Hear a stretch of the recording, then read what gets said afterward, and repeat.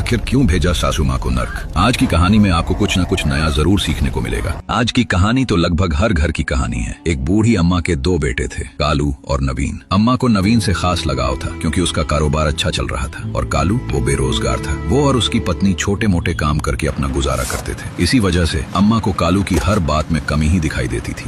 कालू कुछ काम धंधा कर लिया कर।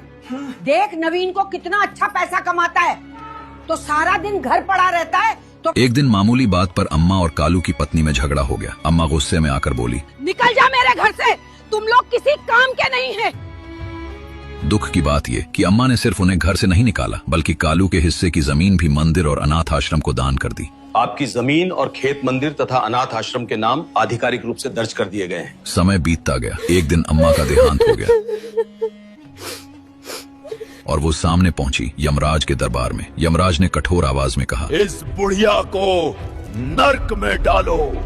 इस बुढ़िया को नर्क में डालो। अम्मा घबरा गई, रोते हुए बोली, मुझे नर्क क्यों? मैंने मंदिर बनवाए, अनाथों की मदद की, इतने दान किए हैं। अनाथों की मदद की, इतने दान किए हैं। यमराज क्रोधित हो उठे। दान? ये दान नहीं, किसी और की संपत्ति पर किया गया अत्याचार है। ये जमीन तेरे गरीब बेटे और बहू का अधिकार थी और तूने अपने घमंड और पक्षपात में आकर उसे मंदिर और आश्रम में दे दिया।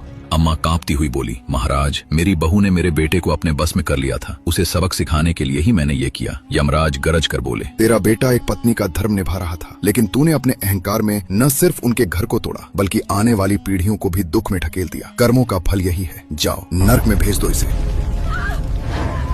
अब आप ही बताइए, क्या यमराज ने गलत किया या सही फैसला सुनाया? बोलो, राधे राधे।